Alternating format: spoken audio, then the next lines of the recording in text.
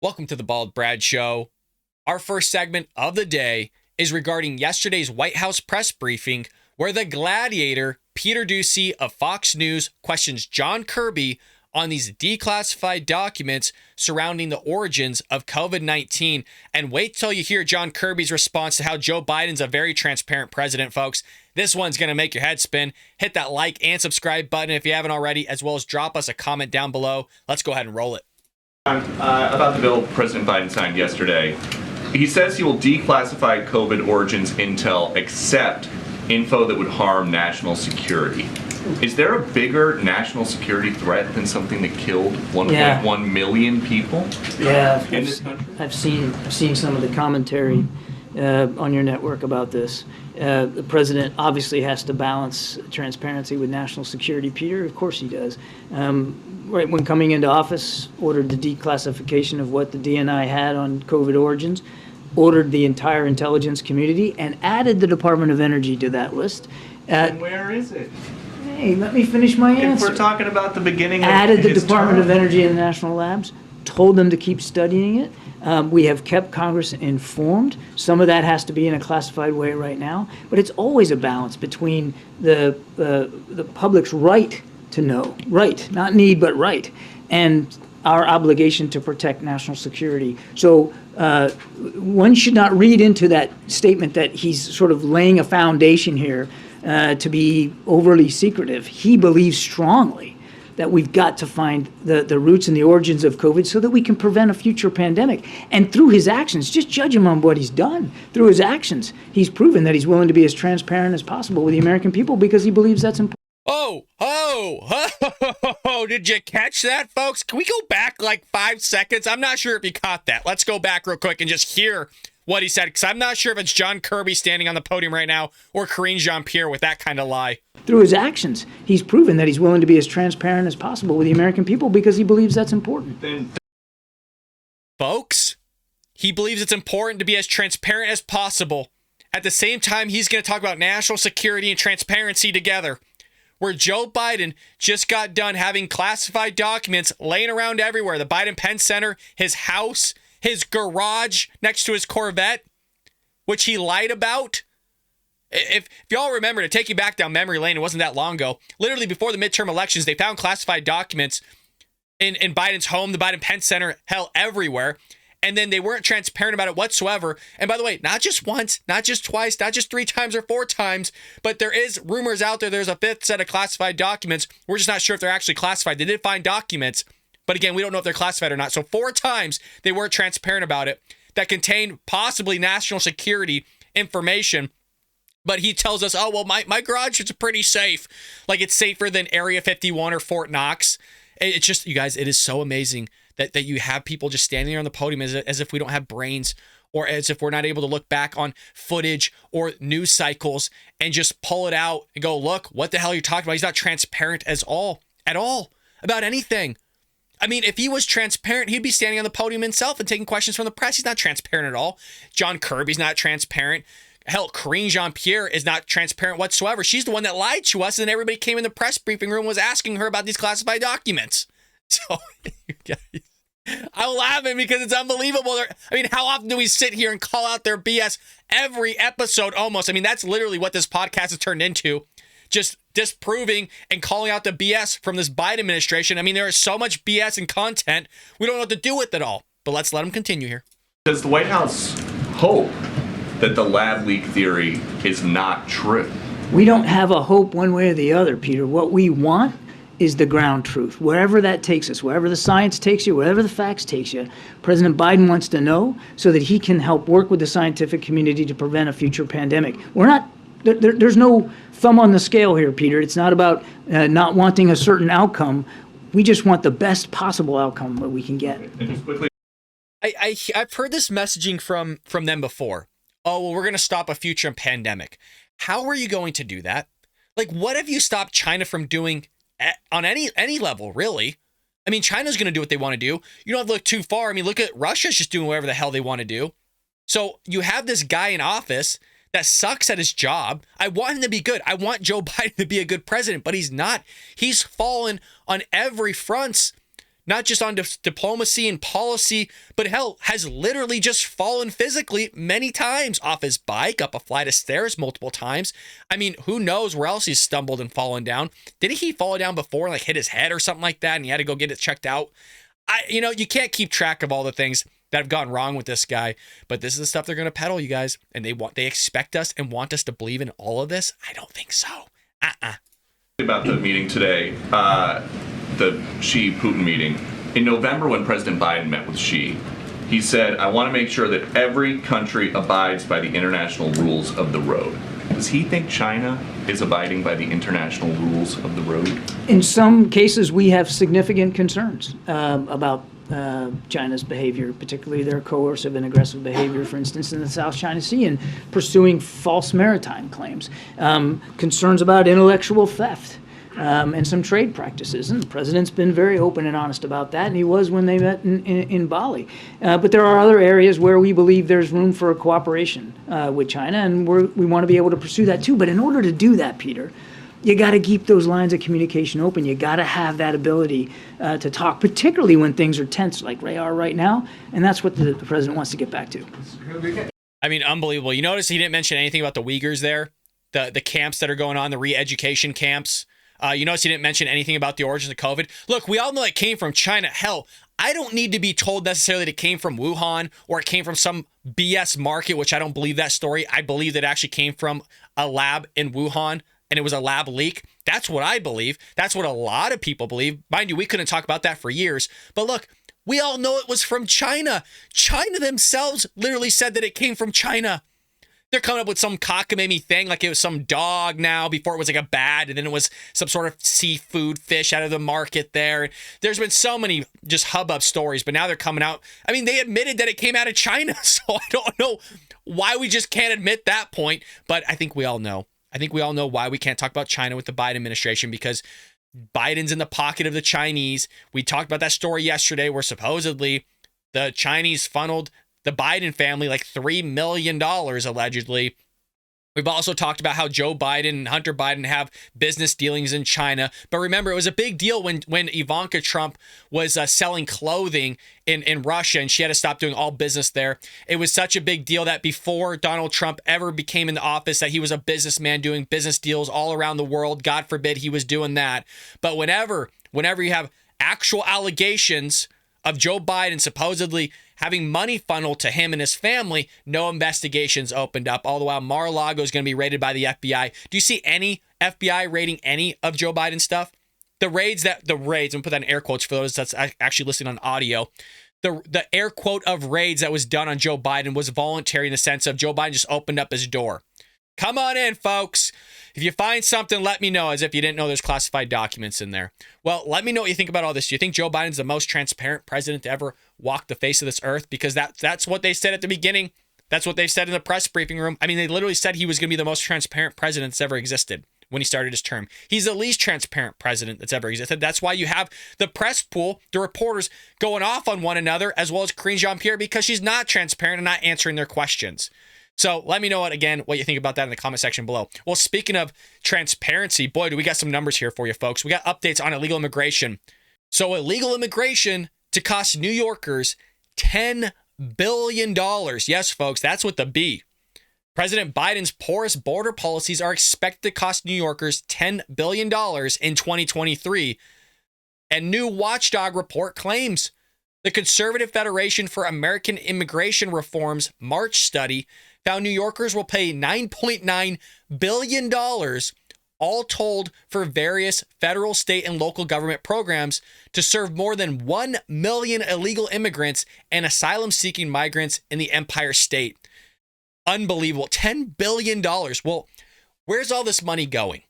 New Yorkers are going to shell out $4.65 billion for education-related expenses, $3.5 billion for health care and welfare expenditures, including food assistance programs, and $1.75 billion for costs related to immigration-related law enforcement, such as caring for unaccompanied minors. The report breaks down states. It also estimates that the border crisis is costing taxpayers. Are you sitting down for this, folks? Seriously, you sitting down? more than $150 billion annually. And we were told by Nancy Pelosi under the Trump administration that we couldn't spend billions of dollars for all this, even though it's costing us $150 billion a year. You know what kind of wall you could build for $150 billion? We would be saving so much money, it'd make your head spin. Folks, this is a 30% jump since 2017, by the way, meaning it's only getting worse and it's only costing us more money. The estimate was offset by $31 billion in taxes collected from illegal aliens. The news comes as New York City Mayor Eric Adams and the governor of New York, both Democrats, by the way, as you can imagine, are negotiating a 50-50 split payment to deal with the Big Apple's migrant crisis, which will reportedly cost residents $4.2 billion over the next year. Don't you love the 50-50 split? Look, you wanted to be a sanctuary city. You wanted to be a right to shelter city, so now you get to deal with it all. Now, I'm not for having a million illegal immigrants in New York because they should be in their own country trying to seek asylum or doing the paperwork there rather than living here off the taxpayer dime, which is so typical for the Democrats to allow. But if you recall, Mayor Eric Adams, or heck, even just prior to him as well, were touting how they were a sanctuary city, a right to shelter place. And so Doug Ducey of Arizona and Governor Greg Abbott of Texas, along with Governor Ron DeSantis of Florida, were literally saying, fine, we'll bus illegal immigrants to you and you can take care of them. So they started busing like 3,000 to 6,000 of them at one point. And Mayor Eric Adams lost his ish and declared like a state of emergency because they couldn't actually contain like a few thousand migrants. By the way, that the same amount of migrants that they couldn't deal with in the span of like 3 months was the daily amount of migrants that are coming through in Texas and Arizona separately. So what Texas and Arizona see in one day, Governor Eric Adams sees in like 3 months and declares a state of emergency. All the while, Texas has been dealing this for literally 2 years. So he declares a state of emergency and asks the federal government for like $1 billion because they go, well, our infrastructure is collapsing because we can't house all these people and we just don't have the funds to help them and feed them. So what did he do? He called on New Yorkers to house these illegal aliens in their own homes because they didn't have anywhere to put them. Their infrastructure was falling apart. The education system was falling apart because of all this. So what happens now? Well, they got to foot the bill some way. So now they're going to probably increase maybe local and state tax. Who the hell knows? 50-50 split payment. They're asking for the federal government for a refund, even though Texas and Arizona and other localities of those states have asked the federal government for refunds, of which Joe Biden hasn't done. So you got this massive bleep storm taking place. And there's no end to this. It keeps getting worse and it's going to cost us more and more money. Whereas if you just built the border wall and spent, hell, you could build a border wall for a fraction of that 150. Let's just pretend that you spent $150 billion on a border wall for 1 year. You're still going to save $150 billion possibly the following year. Or if you can get this under control, then you build a border wall for 150.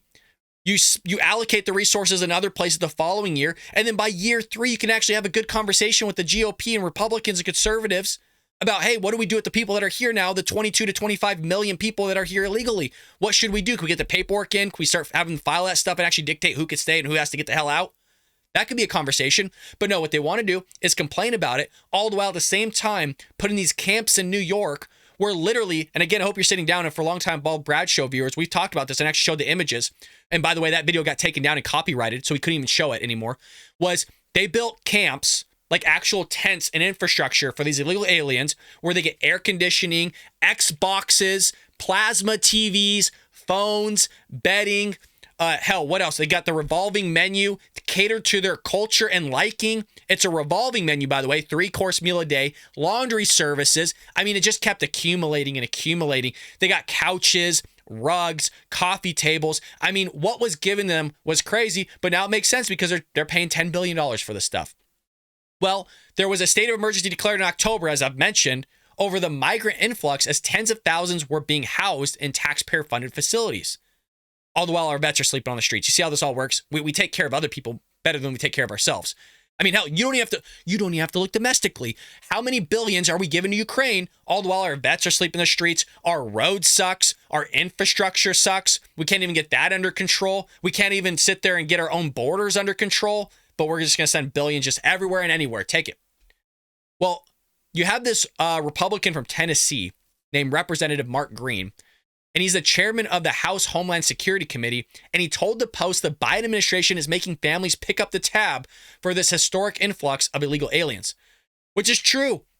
So now you're getting reamed when you go to the grocery store. You're getting reamed when you go to the gas station. You're getting reamed on April 18th when your taxes are due. You're getting reamed left and right by this president. You're getting reamed by just the inflation that we're seeing that's now down to 6%.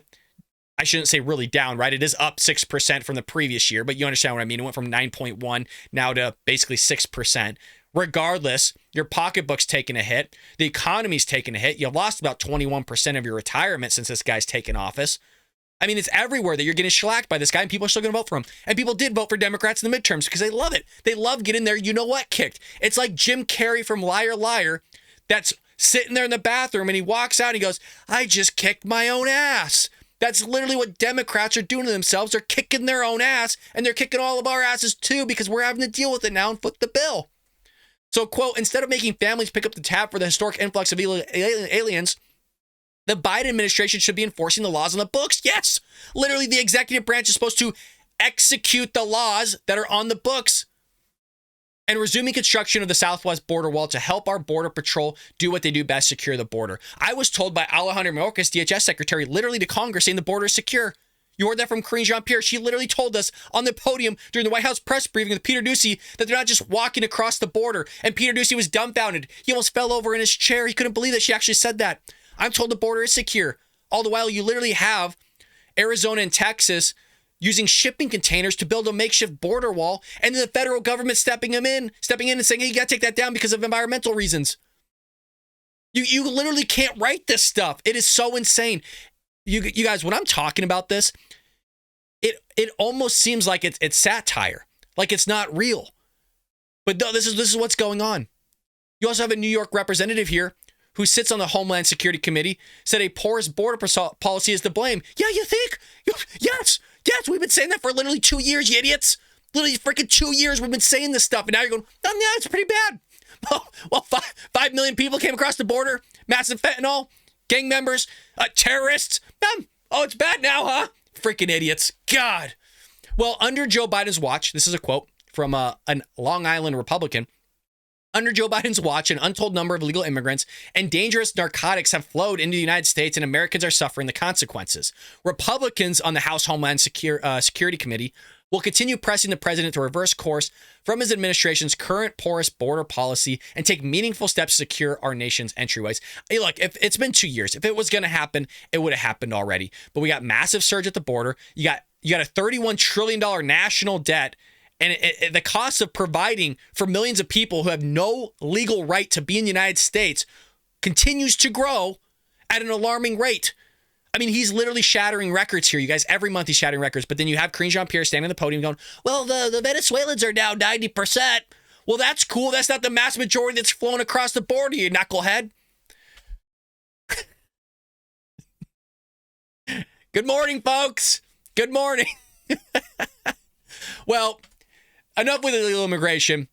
Let's look to our last story of the day. If you recall, in yesterday's episode, we covered this White House press briefing here where reporters were turning on one another, screaming at each other, where Simon, I forgot his last name, Simon Abita or something like that, was basically yelling at Karine Jean-Pierre saying, look, you haven't taken my questions for like 7 or 9 months. You're clearly discriminating against me. You're not taking anybody else's questions. Well, at least Tucker Carlson here gave the man even more of a platform to sit there and get his grievances out there. I wanted to give him a platform here on the Bald Brad Show as well, because it was kind of tough to hear him shouting in the White House press briefing room. So this does a great justice. Let's hear what the man has to say on Tucker Carlson of Fox News. Hit that like and subscribe button, folks, if you haven't already. Let's go ahead and roll it. First on that list would be our friend Simon Atiba of Today News Africa. So today Atiba just got frustrated and called out the White House press secretary for ignoring his actual questions for months. Watch what happened next. What you are doing, you are making a mockery of the First Amendment. Decorum, please. It's been 7 months. You've not called on me. You've Decorum, ignored my please. messages. I'm saying that's not right. That's not right. Fun times. Welcome, guys.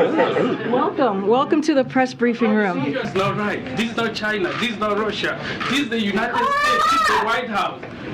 It's been 7 months. I sent you The rest of us are here too, pal. It's been 7 months. You guys have not done anything for If me. you have grievances, you should bring them to her later. I have Right now, done this is that. I've for the done that. entire All right.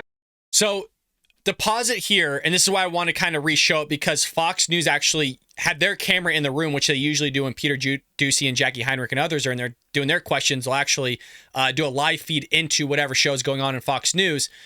My question was, did he actually do all the necessary precautions behind the scenes before he started taking drastic measures here? And what I said yesterday was, I think he probably did do it, and the guys just had enough.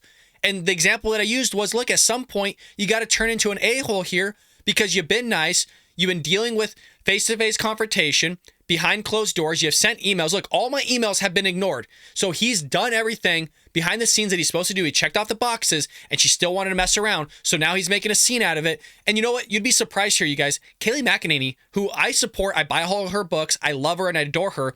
She goes, well, she wasn't really a big fan of how he did this.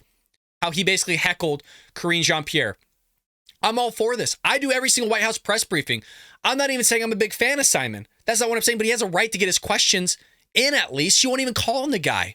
She does that to a lot of people in the room. They all have grievances with Karine Jean-Pierre, and it's kind of disgusting that they actually wouldn't stick up for this guy. Some of them.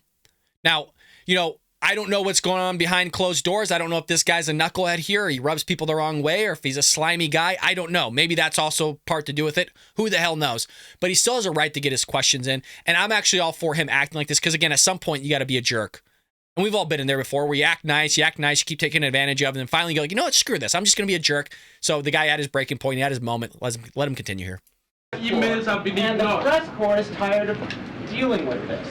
It isn't I've done about that. you, I Simon. understand that you get questioned all the time and you don't understand what it is to sit here for 8 months and being discriminated Hey, against. you- I understand that you're in the legitimate front row and you feel questions comfortable and you to the get press questioned all the secretary time. at another But there are time. people in the back who don't get any questions. Don't make assumptions about what the rest of us do. Mind your manners when you're in here. If you have a problem, you bring it up afterwards. What is just a To be fair, it's not really an assumption.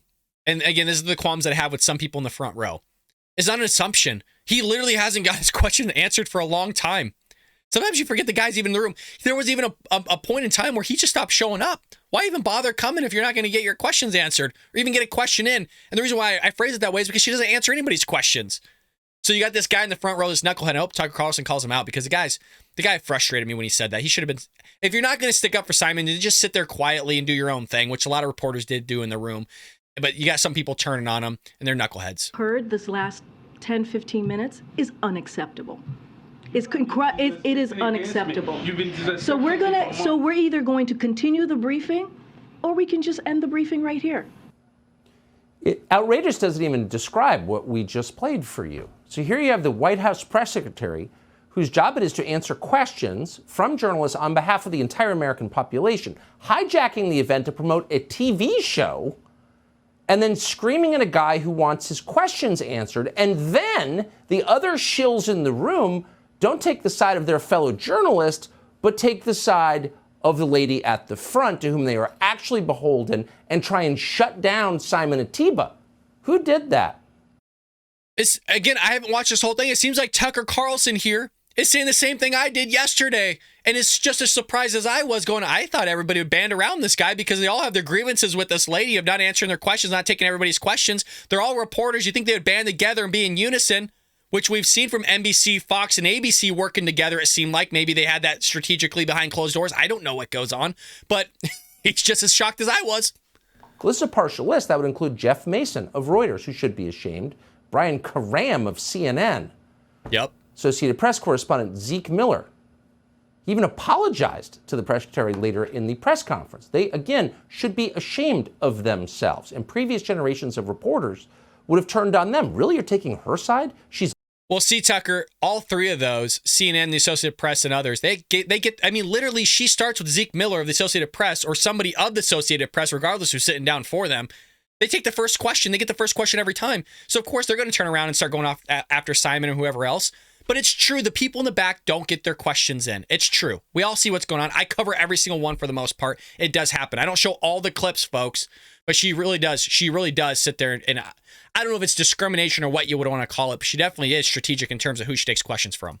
A liar? Your job is not to suck up to power. It's to serve your viewers and readers by getting to the truth. But instead, they piled on Simon Atiba. Really the most revealing moment maybe ever in the White House press room. We are honored now to be joined by Simon Atiba himself. Let's see what he has Simon, to say. thank you so much for coming on. We're really glad to have you. What prompted, you seem very frustrated there. What prompted your exchange with the press secretary? Yes, thank you, Tucker. Thank you for having me on your show. I'm grateful. You know, the First Amendment protects the freedom of speech, the press, and assembly, and the right to petition your government to seek redress. And that First Amendment says that I have the right to ask questions, to do my job, and the press secretary doesn't need to like me, date me, marry me, have 2 black children with me. She doesn't need all that. She doesn't even need to like my accent, doesn't need to like what I look like, where I come from. They look down on me. They don't respect the First Amendment. And so what has been happening in the White House is in the past 7 months, I've done all the right things. I've not been called on. I've gone to her office to seek a meeting. She said that she will meet with me next year. I've sent questions about the Nigerian election, about, the problems, challenges in Africa. And they've not called on me, even as the vice president is going to Africa, even as the first lady, Jill Biden, went to Africa, even when they received 50 African leaders for the U.S.-African Summit in Washington, D.C., the guy who covers the White House, the African guy who covers the White House is looked down upon in the greatest country in the world, in the most advanced country where freedom of speech is protected. It's a shame what happened today. One of the guys that It is a shame what happened, but I'm not really for the whole idea of like, she's looking down on you. Maybe he has more evidence than we do, but I have a feeling he's starting to head into the realm of a little bit more than maybe she just doesn't like you, or maybe she thinks you're a knucklehead. I don't know. I'm not in that room, but it seems like he's going down some weird territory here that seems a little bit weird. Show there now, Brian, he was kicked out of the WACA because he became violent in the Rose Garden. It's a disgrace. It's very violent. He attacks many people. It's a shame. What happened to me today, it's a total disgrace, and it's happening in the Biden White House. And when it happens to Jim Acosta of CNN, because they respect him, he's white, he works for CNN, I'm black, I'm African, I don't have money. They look down on me. I don't have... Look, man, you're going down some race thing that I just don't agree with. You going, well, I don't have money, I'm black. Look, she's black too, dude. So, look, the whole race thing now you're pushing and peddling, I'm not on board with that. Simon, I do agree. I think you should have your questions in. I think you should be called on. But what you're doing here by going, well, because I'm black and I don't have money, and which everybody can see that you're black, but nobody knew that you didn't have money until you just mentioned it. I don't think that's a reason as to why she's not taking your questions, man. The opportunities that they have, and they don't treat me the same way. I need to do my job. The freedom of speech and the press in the U.S. allows me to do my job, and that's the only thing that I'm trying to do. And they are stonewalling me, trying to help Karine Jean-Pierre, and it's a shame. The fact that Jeff Mason and the rest, who should be ashamed of himself, took the White House side against you is really one of the most awful things I've ever seen. I was shocked by it, as cynical as I am, and I appreciate your coming on tonight. You seem unbowed. Simon Atiba, we are... I agree with Tucker. Again, I was shocked. I literally was. That's why it was our lead story yesterday. I thought they would band together and be like, yeah, why don't you take the guy's question or defer one of your questions to him? You know what I mean? Like, hey, Karine, I would love for Simon to go ahead and take my spot today. Work something out behind the scenes of like, hey, you know what? We're all reporters. We're all here to get the word out. Why don't you just give one of your questions to him just for one day? Now, maybe that's too much. I'm not one of those people in the room.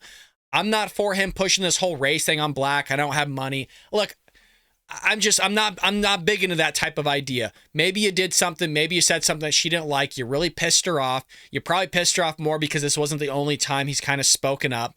But something needs to be done with that White House, and not just the White House, but also the reporters in that room working together here and going, look, you know what? This is BS, man. You need to conduct it a different way here where you're taking everybody's questions. And he makes a great point. When you got the first lady and the vice president going to Africa and you don't even call the guy that handles all of that, the White House correspondence for basically African situations and events, you're not going to call him that guy. Find it a little bit odd. I don't think it has anything to do with race, maybe discrimination, but hell, I don't know, folks. But let me know what you think about this. We had Simon be able to speak up, get his viewpoint out there. We may or may not agree with it, but I want to know what you agree with about what he said. Let me know in the comment section below. YouTube really does emphasize you connecting and interacting with the channel. Writing the live chat, just to point that out, doesn't seem like it's pushing the channel forward. Still do it because I love hanging out with you guys. That's the only reason why one of the reasons why we're doing this, to build a community of conservatives, Republicans, where we can hang out together and have conversation. But at the same time, make sure you leave a comment down below. No matter how small, if you just want to say good morning, Joe Biden sucks, FTB, hey, Simon, I hope Simon gets a question in, whatever. Just you interacting, hitting that like button, that subscribe, and also sharing it to social media sites like Facebook and others. It really does, you guys. It pushes our video out there to new viewers who haven't seen our content or our channel. Head over to baldbrad.com. Link is in the description, or heck, buy our book on Amazon. Link is in the description. We're trying to get book sales up. Leave us a 5-star review. Folks, we have one review on Amazon and a lot more people bought than just one person. We need your reviews to push that up there. That's how Amazon works. It's an algorithm. So if you don't leave a review, we're going to stay at the bottom. The more reviews you guys push, we'll push it up to the top. We can actually make a difference here in at least amongst readers and conservative thought and ideas. So if you could do that for me, it'd be really great. At the very least, buy the book, buy some merch, folks. Support the show. Hit the join button down below. Folks, we'll be back tomorrow here on The Bald Brad Show.